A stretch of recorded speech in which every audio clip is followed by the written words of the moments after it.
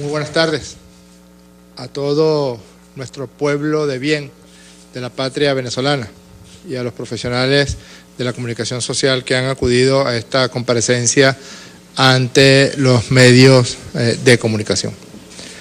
A partir del lanzamiento por parte del presidente Nicolás Maduro del plan Vuelta a la Patria el pasado 26 de abril de este año 2018, se ha venido derrumbando como un castillo de naipes lo que podría considerarse una de las más gigantescas operaciones de falsos positivos que hayan protagonizado los gobiernos de la derecha de la región, las oligarquías groseras en contra, en este caso, del pueblo de Venezuela.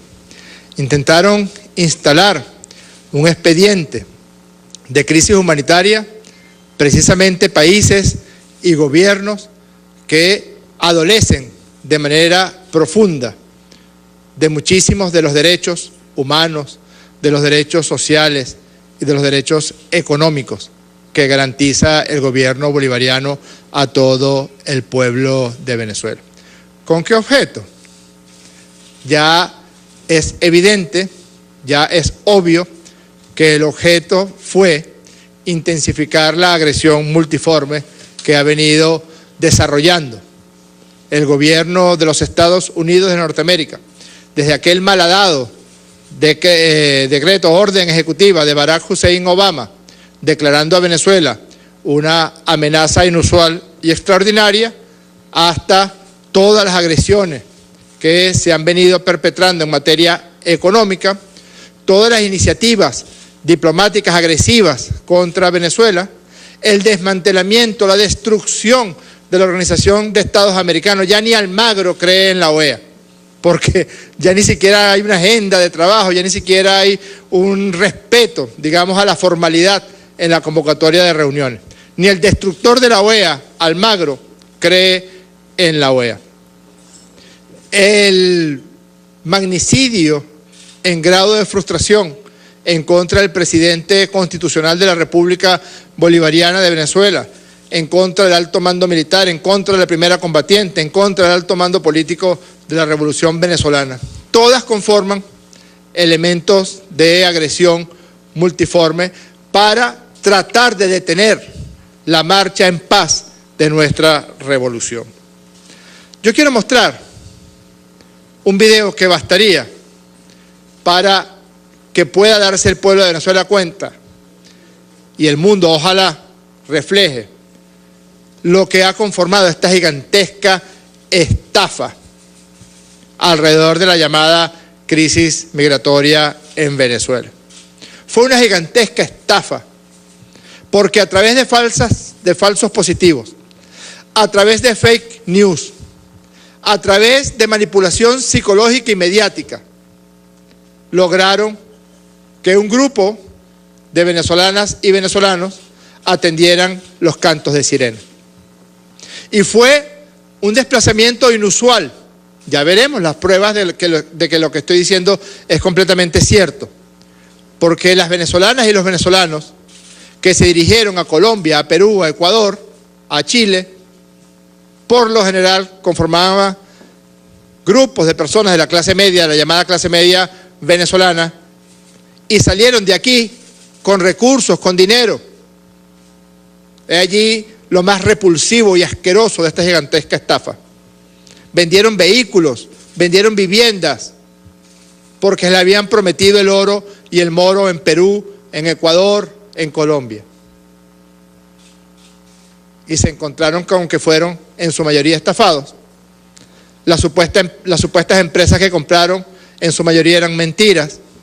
Las viviendas que les ofrecieron no existían y el trabajo al que fueron sometidos por lo general era o trabajo esclavo o trabajo indigno, incluyendo la manera consuetudinaria, persistente, con que trataban de enrolar mujeres venezolanas en trata de blancas y en prácticas de prostitución, principalmente en Perú y en Colombia.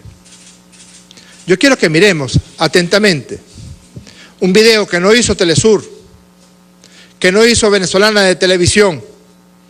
Es un video de un reporte semanal de una televisora peruana llamada Latina Televisión. Veamos a qué fueron sometidos venezolanas y venezolanos allá en Perú. Adelante, video. Rosa a las nuevas generaciones. Vamos ahora con una nota que es realmente, ya vean ustedes las imágenes que de repente hemos visto en el pasado en Estados Unidos, en la zona de frontera, en México, en países lejanos, ¿no? Pero estas son imágenes tomadas en nuestro país, concretamente en Casma, donde se ha formado lo que podría ser el primer asentamiento humano de venezolanos. Más de 100 han llegado allí con sus familias, no traídos por la promesa de un terrenito, en un terreno completamente eriazo, donde no hay servicios básicos, donde no hay nada, pero ellos van a buscar un pedacito de tierra. ¿Y por qué? Porque en las chacras les ofrecen trabajo como jornaleros. Pero ¿qué es lo que está pasando? Que no les pagan. Les han prometido 30 soles diarios y luego para pagarles les dicen que tienen que abrir una cuenta bancaria. Pero como todos sabemos, ellos no tienen papeles, no tienen pasaportes. A duras penas tienes algún documento que les dio Migraciones. Entonces, siempre hemos dicho no al peruano barato. Pero, ¿qué estamos viendo ahora? ¿Estamos siendo acaso testigos de una esclavitud moderna, de un venezolano esclavizado, ¿no? Explotado? Melissa Rodríguez y Pierre Rodríguez nos traen esta denuncia desde Casma.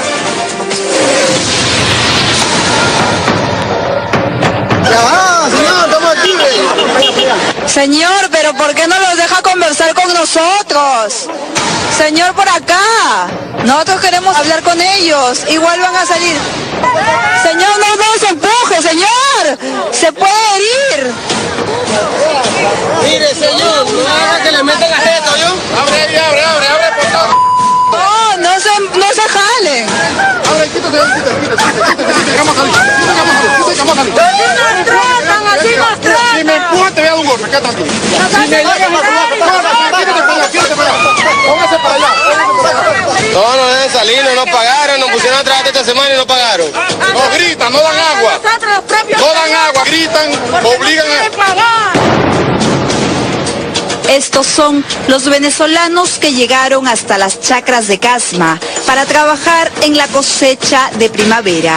Llegaron con la ilusión de una vida nueva al norte de nuestro país, con la promesa del techo propio, atraídos con los buenos sueldos de un jornal en el campo, pero terminaron denunciando ser esclavos, ser maltratados.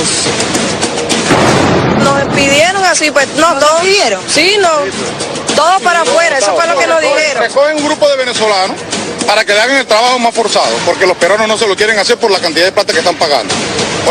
¿Cuánto están pagando? Están pagando 40 soles diarios, sin comida.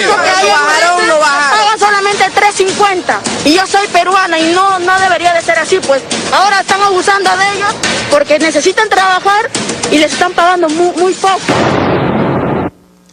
Fue el gran negocio para las oligarquías de Perú, de Colombia, de Ecuador. Le quitan el dinero a los venezolanos que van y a las venezolanas a esos países y luego los someten a trabajo esclavo como este, donde hasta el agua para consumir se la negaban, donde el alimento, por supuesto, brillaba por su ausencia, donde las viviendas o al menos un sitio donde poder descansar, reposar, no existía y tenían que dormir al aire libre, a la intemperie, y además no le pagaban ni un solo centavo. ¿Para qué? Para poder montar el expediente de la crisis humanitaria, para poder montar el expediente de una agresión de varios países con gobiernos de derecha o de ultraderecha, y todo arrancó con este señor, con el señor John Kelly, que no era ni remotamente presidente de la Cruz Roja, ni se parece a la Madre Teresa de Calcuta. Es, o era en esa oportunidad, el ex jefe del Comando Sur. Por ahí, por cierto, hay algunos chismes sobre un libro que va a aparecer justamente mañana, publicado por el muy reputado periodista norteamericano Bob Woodward, acerca de la participación de este señor John Kelly en el gobierno de Donald Trump, pero esa es arena de otro costal. ¿Qué dijo John Kelly? La cosa que me mantiene despierto es que si hay alguna crisis humanitaria importante, un colapso de la economía al punto que necesiten desesperadamente alimentos, agua, algunas cosas de esas, entonces podamos reaccionar a eso y lo haremos. Ayuda humanitaria como la ayuda humanitaria a Libia, que la destruyeron, ayuda humanitaria como la ayuda humanitaria a Irak, que la destrozaron, ayuda humanitaria como la ayuda humanitaria a Siria, porque por lo general cuando las ayudas humanitarias provienen del aparato militar tecnológico de Estados Unidos de Norteamérica, es una ayuda humanitaria basada en bombas, en bombardeos y en asesinatos. Esto fue en el año 2015, donde ya venían prefigurando el terreno para la perpetración de esta gigantesca estafa. Ahora bien, el 30 de agosto del año 2017, este señor que está aquí, este señor que en el año 2014 enroló a militares de la aviación venezolana para convencerlos de que bombardearan el Palacio de Miraflores, de que bombardearan el Tribunal Supremo de Justicia, de que bombardearan la Asamblea Nacional, el Consejo Nacional Electoral, para perpetrar un golpe de Estado. Este mismo señor que, según palabras de la señora Patricia Poleo, delató a esos militares de la aviación venezolana, este cobarde que además luego está plenamente demostrado, es uno de los autores intelectuales del magnicidio en grado de frustración contra el presidente de la República, el alto mando político y el alto mando militar de Venezuela, confesión hecha por su compañero enrolado, reclutado por él, el exdiputado Juan Requesén. Este señor, que además habla de su nivel de bajeza, el hecho de que haya atropellado a un niño de 8 años de edad con su vehículo y se haya dado la fuga, ni siquiera le prestó el apoyo y la ayuda a ese niño que fue herido y generado el deceso de ese menor, porque este bárbaro fue incapaz ni siquiera de prestarle algo de ayuda a quien él había generado tanto daño. Bueno, este señor, miren lo que dice el 30 de agosto del año 2017. Vamos a ver lo que dijo el señor John Kelly e inmediatamente después veamos lo que dijo este criminal el 30 de agosto del año 2017. Cualquier organización militar, si necesitáramos, la cosa que me mantiene despierto en la noche con respecto a Venezuela es si hay alguna crisis humanitaria importante, es decir, un colapso de la economía. Veamos ahora lo que dijo Borges el 30 de agosto de 2017. Y acompañado de ese problema social de las migraciones, que incluso Brasil, en el estado de Roraima, tiene a más de 70.000 venezolanos que entran y salen creando todo un problema social allí. Ese problema migratorio, que ya es un problema de la región, se ve acompañado con otros problemas como crimen organizado, militarismo, paramilitarismo, tráfico de drogas e incluso el tema del terrorismo. De manera que Venezuela hoy es el foco de la inestabilidad y es el foco de todo lo que significa la degradación social, que puede ser una enfermedad contagiosa en toda América Latina. Una persona nacida en Venezuela se atreve a decir que Venezuela es una enfermedad. Se atreve a decir que Venezuela es el foco de todo lo que significa la degradación social.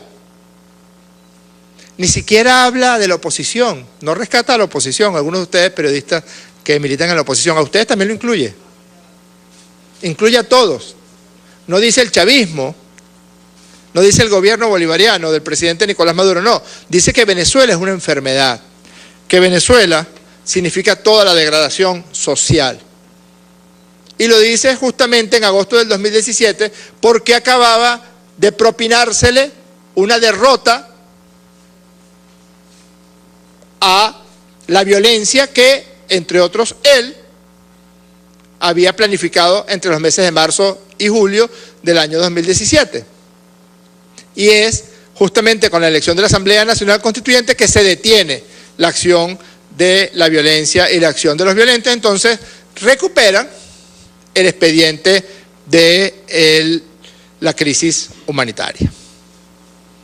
Al punto, además, de mandar un mensaje degradante, un mensaje de agresión psicológica en contra de todas y de todos los venezolanos. Venezuela es una enfermedad, Venezuela es el foco, cuando realmente queda demostrado que la verdadera enfermedad está en un ser humano que propone y promueve bombardear el centro de la ciudad de Caracas. Un ser humano que deja en la estacada a unos militares que incorporaron un golpe de Estado. Un ser humano que no auxilia a un niño de 8 años. Un ser humano que planifica el asesinato en contra del presidente de la República. Ese ser humano se atreve a decir que Venezuela es una enfermedad. ¿Para qué? Para ir montando el expediente de la crisis humanitaria y la migración. Todas y todos ustedes vieron una fotografía, porque se viralizó, fue mundialmente famosa la fotografía del llamado puente Simón Bolívar, que es el puente, uno de los puentes y las fronteras más activas, más vivas que existe en el mundo entero, entre la población de San Antonio, en el estado Táchira de Venezuela, y la población de Cúcuta en la República de Colombia. Miles y miles y miles de venezolanos pasando la frontera hacia Cúcuta. La ola migratoria. Presentaron hasta unos videos donde los venezolanos se iban a pie desde Colombia hasta Perú, huyendo del régimen de Nicolás Maduro. Más absurdo y sería risible. Ni en una de esas películas de la serie B, de la llamada, de las películas de baja calidad hollywoodense, hubiera soportado un mínimo análisis. Nuestro hermano Ernesto Villegas, que se encontraba hace unos días de guardia en el puesto de comando presidencial, resulta que en ese puesto de comando presidencial hay una cámara. Y esa cámara registra las 24 horas lo que todo el mundo sabe que ocurre. Que en las mañanas, muchísimos colombianos que viven en Venezuela y venezolanos de padres colombianos que viven en Venezuela atraviesan el puente Simón Bolívar para visitar a sus familiares que viven en Cúcuta o hacer compras. Está demostrado en un estudio de la Cancillería de Colombia que el 67% de quienes atraviesan ese puente lo hacen porque son colombianos o hijos de colombianos, y de ese 67%, más del 60% va a hacer compras. Y de ese 60%, 67%, el 98% señaló que iba a regresar en los próximos días y antes de 6 meses a Venezuela. Yo quisiera que viéramos las imágenes del puente Simón Bolívar el pasado día sábado en horas de la tarde. Bueno, para aquellas personas que no están convencidas de la veracidad de lo que se está mostrando, aquí está el puente Simón Bolívar a las 18:17 y se observa el flujo de un lado hacia otro. Desde Colombia hacia Venezuela es mayor a esta hora del día. En otras horas del día puede ser a la inversa, como en toda frontera viva y particularmente en esta, que es la frontera más activa de todo el continente suramericano, la frontera entre Colombia y Venezuela. Entre los que se mueven están aquellos miles de colombianos que viven en Venezuela y van por la mañana a visitar a sus familiares y a estas horas regresan a sus hogares ubicados en Venezuela.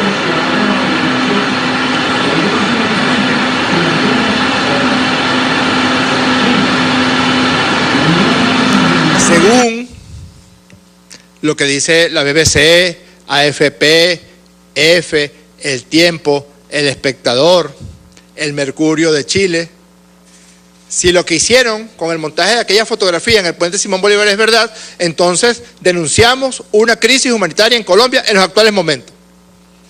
Porque eso eran miles de personas cruzando el puente desde Cúcuta a San Antonio el pasado sábado en la tarde. Y vamos a poner una cámara que registre 24 horas la migración de personas de San Antonio a Cúcuta y de Cúcuta a Venezuela. Porque es una patraña, porque es una mentira, porque es una falsedad.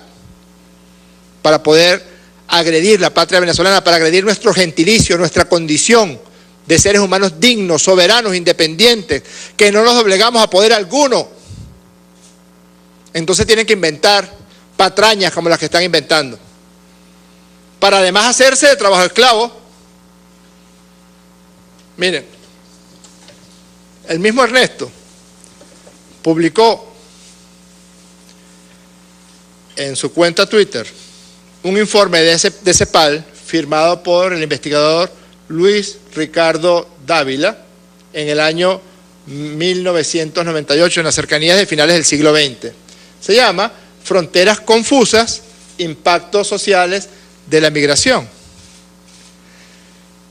Me abundo en citar este artículo porque yo intenté hoy, ayer lo hice con toda facilidad, mira, pude imprimirlo, pero yo intenté hoy,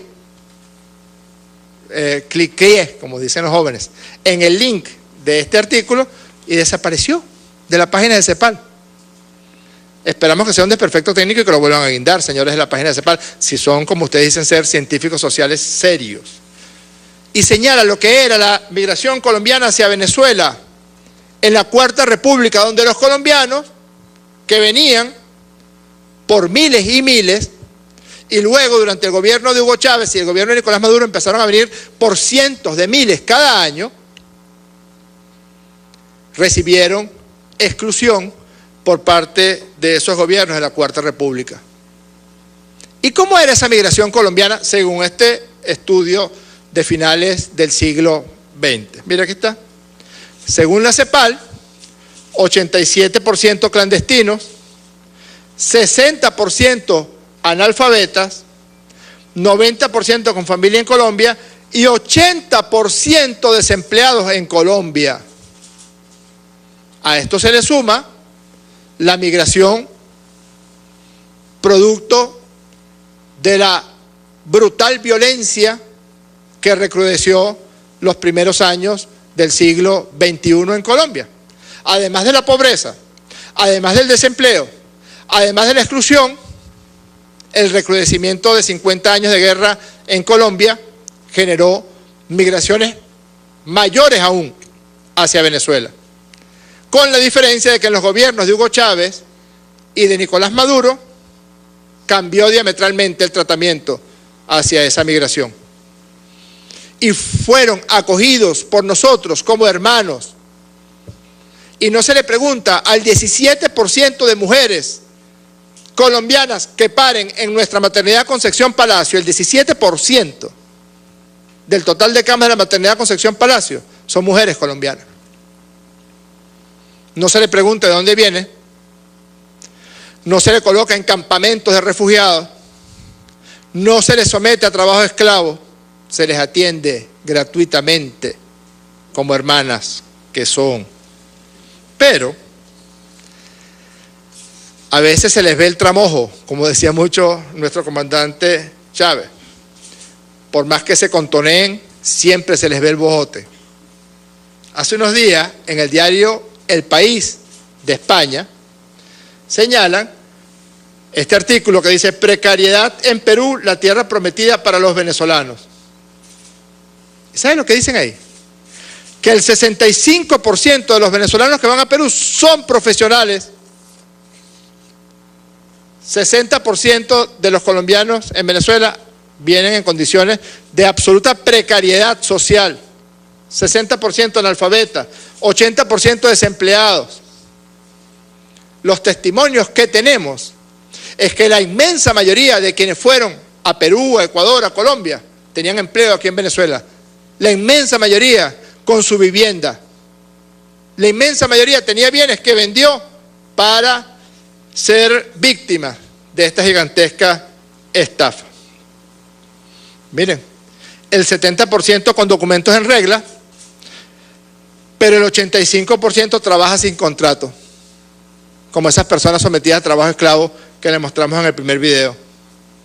El 34% con sueldo mínimo o menos, es mucho más grave, es peor que eso.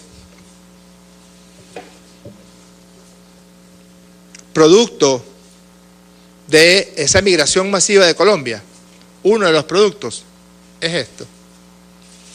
Esta es una foto que nos es muy común a los venezolanos y a las venezolanas. Esto es Petare, en la parroquia Sucre del este de la ciudad de Caracas. En el barrio más grande de América Latina, que es el barrio José Félix Rivas, en un área de 40 kilómetros cuadrados, viven 230.000 hermanas y hermanos colombianos. Solamente en un área de 40 kilómetros cuadrados. Es decir, el 4,1% de los 5.600.000 colombianos que viven en Venezuela viven en Petare, en el barrio José Félix Rivas. Vayan, es cerca, vayan. Vean cuál es la música que se escucha, cuál es la comida que se come, cuál es el acento con el que se habla. ¿Alguna vez Venezuela ha dicho que se ha conformado una crisis humanitaria? Podríamos haberlo hecho. Podríamos solicitar indemnización por los miles de millones de dólares que Venezuela ha dispuesto para atender la salud, la educación, la alimentación, el trabajo, la vivienda, la recreación, la cultura. En su mayoría llegaron sin saber leer y escribir. Y aquí los enseñamos a leer y escribir con la misión Robinson. Y los ayudamos a sacar la primaria, el bachillerato y hasta la universidad con la misión Sucre. Esa es la verdad. 28,8% de la población de Petare es colombiana. Ahora miren un meme que vi yo en Twitter ayer. Si en Venezuela hay una crisis humanitaria, ¿por qué Duque nos manda a unos aviones a buscar a los 5.600.000 colombianos que viven aquí? Si esto es verdad, si lo que la oligarquía colombiana de ultraderecha dice es verdad, ¿por qué no manda, como ha hecho Maduro, a aquellos miles? Porque apenas tenemos unas pocas semanas del plan Vuelta a la Patria y ya se cuentan por miles, no solamente nuestros hermanos venezolanos que se han repatriado, sino miles los que están solicitando ser repatriados desde Perú, desde Ecuador, desde Brasil, desde Colombia. Pero esto es una gran verdad. ¿Por qué Duque no manda aviones, autobuses? A buscar a los 5.600.000 colombianos para que huyan, para salvarlos de la enfermedad llamada Venezuela según Julio Borges. Se generaría un motín. La inmensa mayoría de las colombianas y colombianos que viven en Venezuela se quieren quedar aquí. ¿Por qué es que no se han ido entonces? ¿Quién los está obligando a quedarse? Porque ellos sí saben cuál es la verdad, no las mentiras de Duque y el otro y el otro. Si en Venezuela hay una crisis humanitaria, ¿por qué Duque no manda unos aviones, pues? O unos autobuses. Porque nadie se iría. Hasta el momento tenemos 2.780 hermanas y hermanos que se han repatriado desde territorios de Brasil, Ecuador, Perú, Colombia. El caso de los Yucpas, 53 hermanos que estuvieron en Bucaramanga. La BBC, la agencia EFE, los Yucpas, los indígenas venezolanos están huyendo de la crisis humanitaria de Venezuela. Ahora ya se sabe cuál es la verdad. A nuestros hermanos indígenas les robaron una niña que formaba parte de la comunidad. Se la robaron para ser sometida a trabajo esclavo. Y allá se fueron a buscarla. Las buscaron y se vinieron.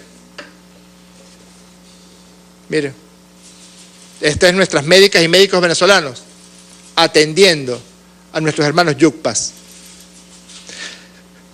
Y sus testimonios son aterradores. Tenemos noticia incluso de tráfico de niños en Colombia.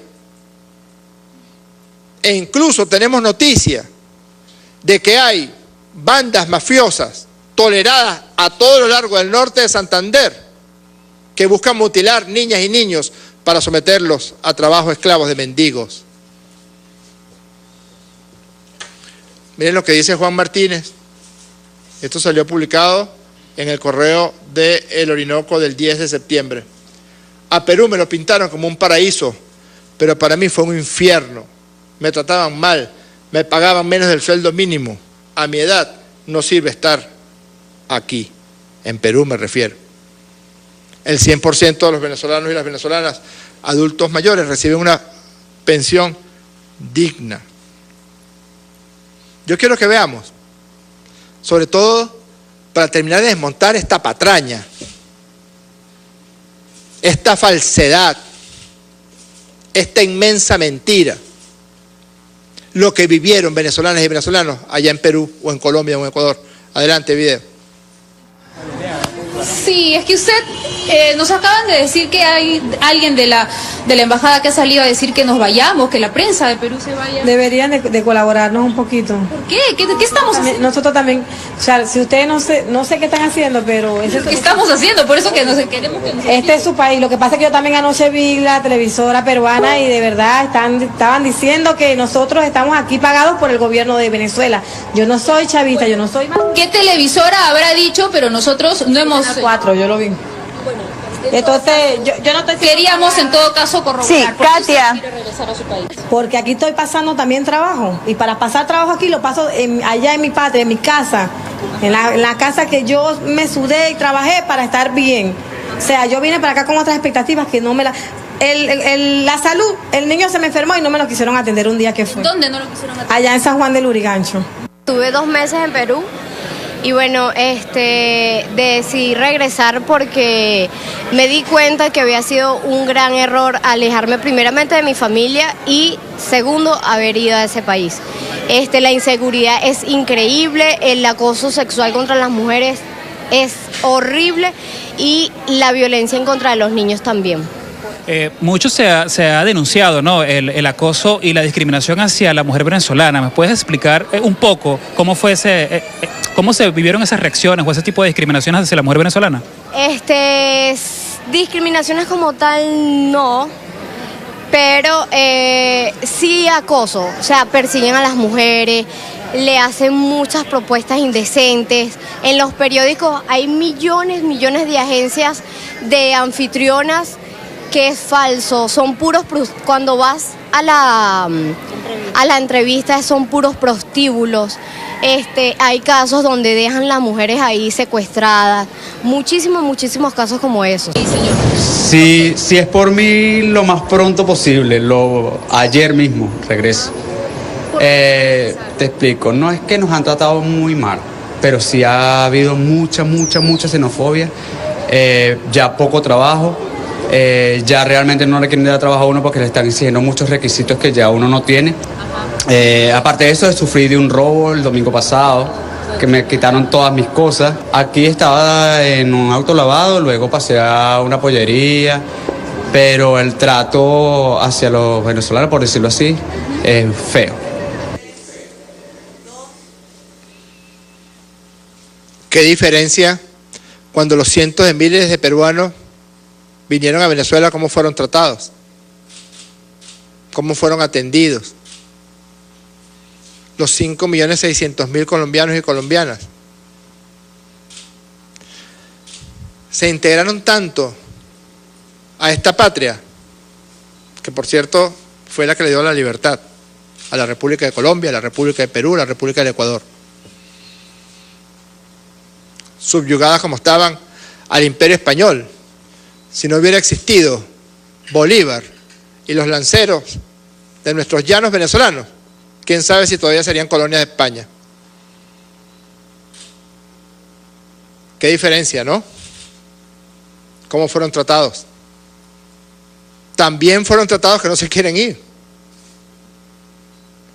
Si el señor Duque se le ocurriera mandar miles de autobuses, millones de autobuses, se regresarían vacíos. Porque nadie quiere ir de nuevo a ser sometido al desplazamiento interno por causa de la violencia. Nadie quiere esa explotación brutal que vivieron en carne propia nuestras hermanas y hermanos venezolanos en Perú, o en Colombia, o en Ecuador, o en Argentina, o en Chile. El presidente Maduro anunció un puente aéreo y realmente la única dificultad que tenemos es de tiempo para poder atender todas las solicitudes, para que puedan viajar, y así lo haremos. Todos los medios de transporte posibles para traer a nuestra tierra a las venezolanas y venezolanos que fueron sometidos a esa espantosa estafa. Las llevaron a Perú y allá todos los testimonios que conocemos de mujeres, hermanas venezolanas en Perú, señalan que fueron acosadas o agredidas o se les solicitó trabajar como prostitutas. Todas. ¿Qué diferencia de las peruanas que vinieron a Venezuela huyendo de la pobreza, huyendo de la miseria? Y han acentuado este gigantesco falso positivo porque saben que el programa de recuperación, que hoy inicia su 4ª semana, va a tener éxito, está teniendo éxito. Ya hay un hecho cierto, real, verdadero, y es que se logró la recuperación del salario de las venezolanas y venezolanos que habían exterminado para poder montar el expediente de la crisis humanitaria, etcétera. Lo primero que hicieron a través de la guerra económica, a través de la manipulación de nuestra moneda y de nuestro signo monetario, fue aniquilar el salario de los trabajadores. Pues bien, el pasado viernes ya toda la administración pública y privada cobró lo correspondiente al 25% de su salario. Y sintió, por primera vez en algún tiempo, que su salario valía, al anclarse al petro, valía para poder acceder a productos que le estaban completamente negados hasta hacía unos días. Entonces es un hecho real, verdadero, la recuperación del salario de todas y de todos. El establecimiento de un cambio único, libre y fluctuante, que está sujeto solamente a la acción de la oferta y la demanda. Ya anunció el ministro de Finanzas que la banca pública y privada podía también establecer el mecanismo de menudeo y de venta de divisas basado su precio en lo que establezca la subasta DICOM. Ya estamos probando en 44 municipios con notable éxito en línea los dispositivos de captahuellas asociados al carnet de la patria para la cancelación de la gasolina por vía de subsidio directo. ¿Qué quiere decir subsidio directo? Que la gasolina barata, la gasolina subsidiada va a ser para las venezolanas, para los venezolanos, también para las colombianas, colombianos, ecuatorianos, peruanos que viven en Venezuela, porque aquí no maltratamos a la gente, aquí los cuidamos.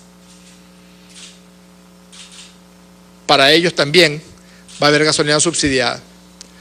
A quien se le acabó la gasolina barata es a las mafias colombianas ladronas que van a tener que buscar otro mecanismo de ingreso distinto a Venezuela.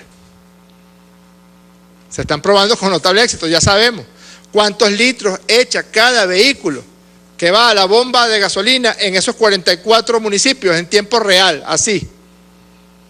Y cada persona que va a echar gasolina pone su huella dactilar. Así sabemos cada persona. Jorge Rodríguez, 6823952, con su carnet de la patria y su huella dactilar, ya se sabe cuántos litros de gasolina echa semanalmente o quincenalmente o mensualmente. Y todo este programa de recuperación, todo este plan para favorecer la producción nacional, de allí el financiamiento que el presidente Maduro distribuyó entre los principales productores de alimentos, de medicina, de la industria venezolana, del sector privado, acompañado con el poderoso sistema de protección social que el presidente Maduro ha perfeccionado por vía del carnet de la patria y los subsidios directos. No solamente cobraron su salario las venezolanas y venezolanos, empleados públicos o privados, el pasado viernes, también cancelamos las pensiones, también cancelamos hogares de la patria, también cancelamos chamba juvenil, La semana que viene, a una semana del inicio de clase, vamos a distribuir 4 millones de morrales entre nuestras niñas y nuestros niños que inician la escolaridad. Se les derrumba el castillo de naipes inventado por el criminal Julio Borges acerca de la llamada crisis humanitaria. Se acabó esa historia, se acabó ese cuento. Estamos dispuestos a ir a cualquier organismo internacional, a cualquiera, a mostrar la verdad que muchos medios de comunicación niegan. Estamos dispuestos. Convóquennos, que allá vamos a ir con esta verdad. Deje ya el gobierno colombiano de estar chuleando al gobierno de los Estados Unidos de Norteamérica y ahora quiere chulear también a los gobiernos de Europa. Porque si nosotros los demandamos al gobierno de Colombia, una cosa que se me ocurre a mí, no es una cosa formal ni oficial, pero si pedimos indemnización por lo que ha significado el mantenimiento, lo que ha significado la educación, la salud, la alimentación, las viviendas, la cultura, la recreación de millones de colombianos durante más de 30 años, ¿qué van a decir los organismos internacionales? Podríamos hacerlo. ¿Está dispuesto el gobierno de Iván Duque de pagarle a Venezuela, de indemnizar a Venezuela?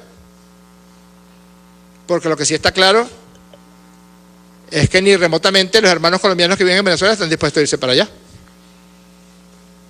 Entonces, convóquennos a cualquier organismo internacional serio para que se vea cuál es la verdad, con números, con cifras, con testimonios. Vamos a responder algunas preguntas por Globovisión. Sujé Rodríguez, adelante. Buenas tardes, ministro. En primera instancia quisiera saber si el gobierno nacional se ha comunicado con el gobierno de Brasil a propósito de la serie de eventos violentos que se han generado contra los venezolanos. Este fin de semana fue linchado otro venezolano en Boavista. En segunda instancia, y a propósito de la movilización que tienen el día de mañana contra Estados Unidos y que en reiteradas oportunidades ustedes han asegurado que los medios internacionales atacan a Venezuela, quisiera saber su postura frente al reportaje que realizó el New York Times con una fuente anónima donde indica que el gobierno de Donald Trump se reunió secretamente con militares venezolanos para un supuesto golpe de Estado. Y por otra parte, a propósito de este plan de recuperación económica que anunciaron ustedes hace algunos días, quisiera saber si la convertibilidad de la moneda es referente a levantar el control cambiario. Ese punto, por favor. ¿Cómo no? Fíjese, comienzo por su última pregunta. Sí, ya hay un cambio único fluctuante, ya se modificó la ley de ilícitos cambiarios y ya incluso se incluyó la participación de la banca pública y privada para el intercambio de divisas a través de las agencias bancarias debidamente acreditadas en este país.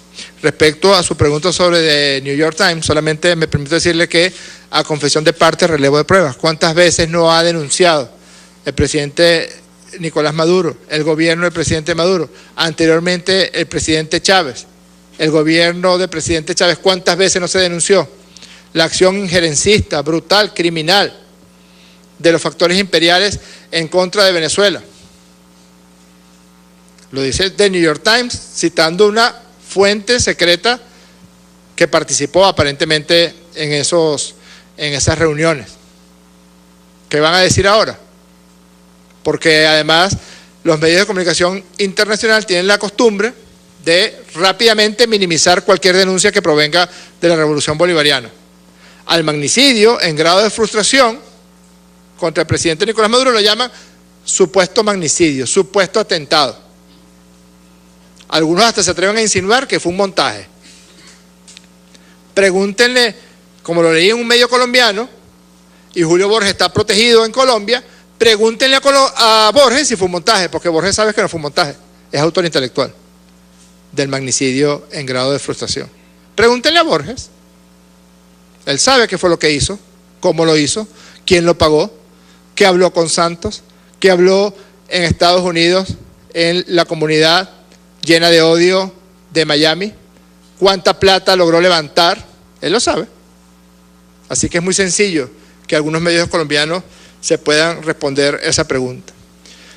Lo que usted refiere sobre la acción contra venezolanos en Brasil, pues es justamente parte de lo que estamos mostrando. Lograron,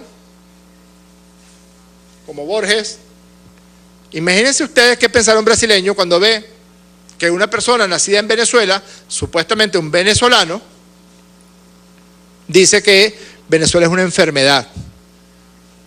Todo eso forma parte de una matriz de siembra de odio en la mente de las personas para que empiecen a responsabilizar a un determinado grupo humano, un determinado grupo social o un determinado grupo racial de todos los males.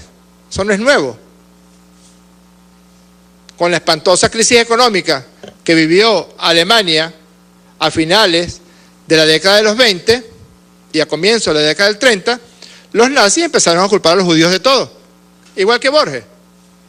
Por eso les decía que los incluía a algunos de ustedes que militan en la oposición, porque bien hubiera podido decir los chavistas. Pero cuando dice Venezuela es intencional, tiene una intencionalidad psicológica, que es que toda Venezuela es una enfermedad y que en consecuencia debe ser exterminada. Así decía Goebbels y decía Hitler sobre los judíos, culpables de la crisis económica los judíos, culpables de haber perdido la guerra los judíos.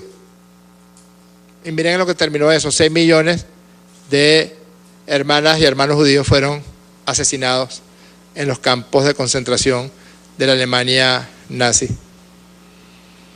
Y los afroamericanos, en la década del 50 y en la década del 60, también culpables de todos los males. Y se cuentan por centenas, incluido ese adalid de la libertad y la paz, Martin Luther King, los asesinados por el color de piel. Si aquí ya empezaron, después de años y años de siembra de odio racial y psicológico, empezaron a quemar gente viva el año pasado.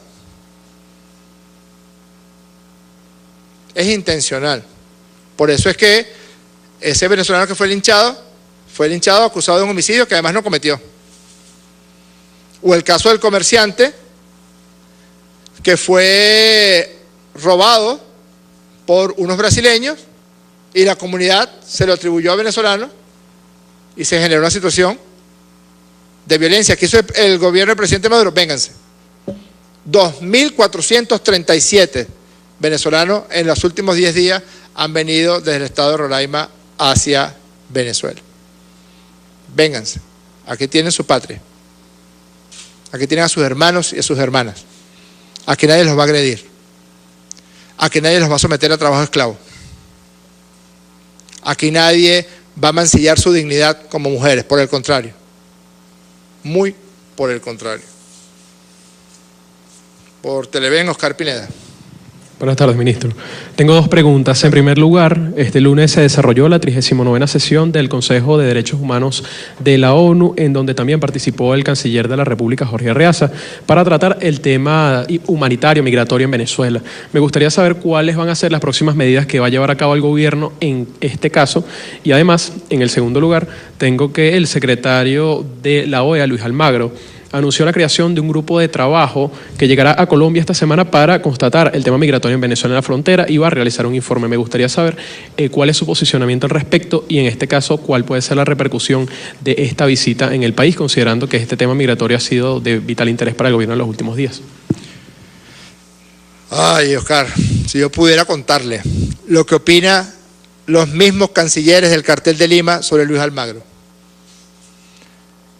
Me voy a permitir una semi-infidencia.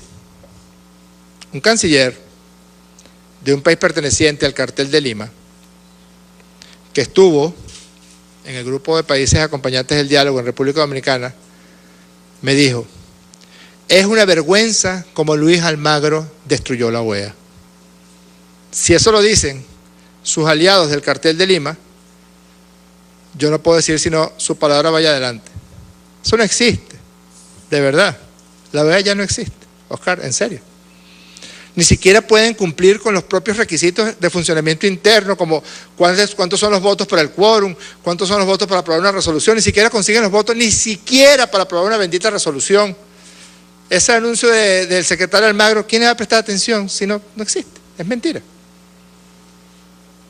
Está desbordado, no solamente de odio, sino también desbordado de sus compromisos. Él está comprometido a destruir la democracia venezolana y cada vez está más fuerte la democracia venezolana. Hizo todo lo posible por apoyar a los violentos, a los asesinos, a los que quemaban gente viva en el año 2017. Apoya el magnicidio frustrado, apoyando a quienes son sus autores intelectuales, como es el caso de Julio Borges. Ya se le deben haber borrado las arrugas de la rodilla de tantas veces que ha estado arrodillado. Y no ha podido con Venezuela, ni va a poder. No perdamos el tiempo, de verdad. Eso no existe. Sería bueno preguntarle a los cancilleres del Cartel de Lima qué opinan de Luis Almagro. Yo conozco la opinión de uno de los cancilleres del Cartel de Lima que participó en el diálogo en República Dominicana. Almagro destruyó la OEA, es una vergüenza. Sobre la reunión que se está suscitando en estos momentos en Ginebra, esperemos, porque el canciller Jorge Arriaza tiene información muy importante que proporcionar en las próximas horas. Por Telesur, Luis Taveras, perdón. Saludos, ministro. Bueno, me gustaría también conocer su posición en dos puntos. La primera, bueno, usted ya lo denunciaba como un plan orquestado que buscó esclavizar a los venezolanos que decidieron residir en países como Colombia, Perú, Ecuador. ¿Cuáles son las medidas quizás que va a tomar el gobierno con respecto a esta posición? Y también, ya lo decía usted, más de 2.000 venezolanos han sido incorporados a este plan Vuelta a la Patria. Me gustaría saber cómo va a ser su incorporación y protección al sistema de misiones y si va a haber un incentivo adicional. Gracias. Comienzo por su pregunta final. Todas y todos han sido atendidos por la vicepresidencia social a cargo del hermano Aristóbulo Isturiz para poder incorporarse en todos los mecanismos del sistema de protección social. Fíjate que una señora que fue entrevistada por la televisión peruana, yo quiero rescatar tres cosas de ese testimonio de esa señora. En primer lugar, su molestia con la manipulación de algunos medios de comunicación peruanos. Que le dijo, yo te vi ayer, yo vi la televisión peruana ayer. Lo primero que inventaron fue que habíamos mandado chavistas infiltrados y toda esa cantidad de barbaridades. Y la señora dijo, no, yo no soy chavista. Para que los jefes de la extinta MUD vean lo que han logrado con la siembra de tantas mentiras y con la genuflexión que los caracteriza. En segundo lugar, la señora dice, yo en Venezuela tengo mi casa. Fue una operación gigantesca de manipulación psicológica, comunicacional, para atender la excusa que buscaba John Kelly en el 2015. Esa operación incluyó engañar a miles de personas. Y además, para completar el carácter de esa operación, casi toda fue financiada principalmente por los mismos venezolanos y venezolanas que se llevaban la plata para Perú, para Colombia, para Ecuador. La dejaron allá. Dejaron el producto de la venta de sus carros. Les vendían dólares falsos. Los testimonios son aterradores, son impresionantes. Nosotros estamos preparando una acción internacional dirigida principalmente a tres eventos que ya están plenamente demostrados. 1, el trabajo esclavo. 2, la xenofobia y los delitos de odio. Y 3, el maltrato brutal en contra de mujeres y niños venezolanos. Nosotros no vamos a dar esto aquí. Nosotros vamos hasta las últimas consecuencias. Si hay que pedirle indemnización al gobierno de Duque, al gobierno de Moreno y al gobierno, siempre es que no me acuerdo el nombre, ¿cómo se llama el presidente de Perú? ¿Ah? Martín Vizcaya. Vizcala, con L de limón. Vizcarra. Al gobierno de Martín Vizcarra, de verdad, ustedes son periodistas bien enterados. Yo nunca me acuerdo el nombre de ese señor. Si tenemos que pedirle indemnización, se lo vamos a exigir.